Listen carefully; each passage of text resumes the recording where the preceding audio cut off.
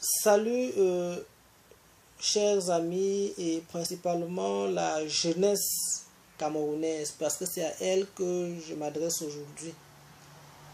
Donc, j'ai l'habitude de rédiger des articles que je publie dans des magazines et aussi dans ma page Facebook intitulée Lucas César.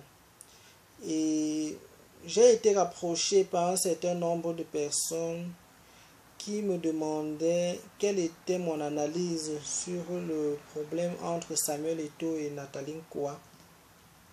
Sérieusement, chers amis, j'ai été très surpris par ce type de questions.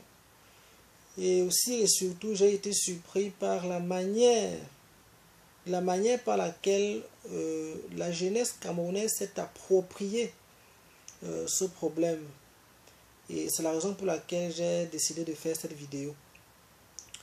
Donc, j'ai un problème sur la qualité de l'information que nous procurons à notre peuple, que nous procurons à nos frères, à nos amis, à la jeunesse camerounaise de façon particulière. La qualité de l'information, est-ce qu'elle est utile vraiment pour le peuple camerounais? Est-ce que nous avons besoin de ça présentement?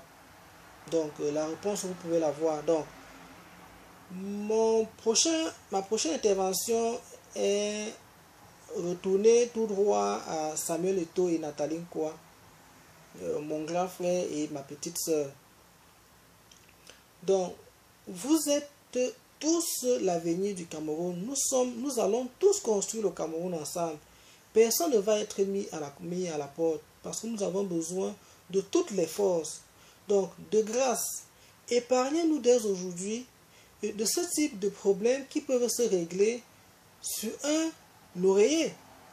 Donc, épargnez-nous de ces problèmes parce que nous avons, le Cameroun a besoin de plus que ça pour pouvoir atteindre ses objectifs de développement à court, à moyen et à long terme.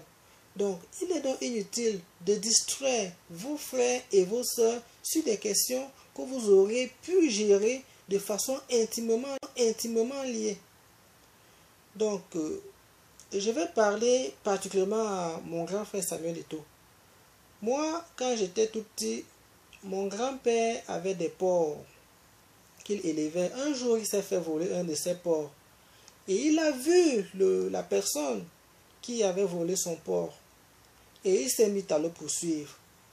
En le poursuivant, il est tombé dans une rigole et il s'est fracturé le tibia. Mes chers amis, 5 ans plus tard, grand-père est mort de suite de ce tibia. La question est la suivante. Aurait-il pu vivre encore 6 ans au lieu de 5 ans? Ça, c'est la question qu'on doit se poser. Je vais vous dire que 2 ans après l'accident de mon grand-papa, il m'a appelé, il m'a dit, petit-fils, si un jour tu as un problème, au lieu de courir vers celui qui t'a posé le problème, va vers le sens opposé et continue à travailler pour résoudre le tort que cette personne t'a fait. Parce que le temps que tu mettras pour le poursuivre sera encore plus long que le temps que tu aurais pu mettre pour solutionner le problème qui vient de te causer. Ça, tonton, grand frère, papa Eto'o, je sais que tu n'ignores pas ça. L'ensemble des conseillers dont tu as n'ignore pas ça.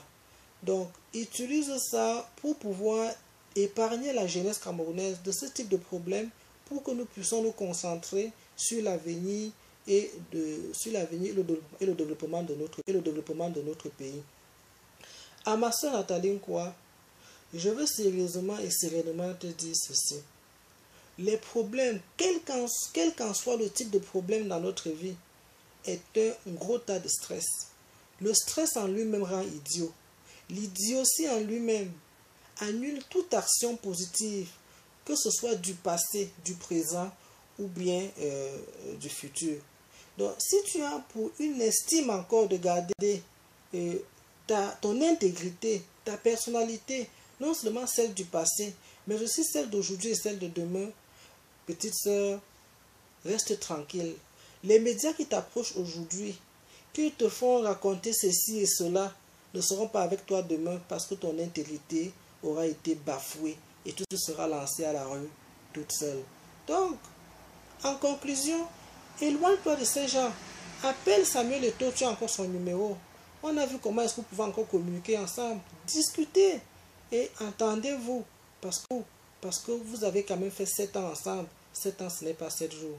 Voilà le message que je voulais adresser à tout ce monde.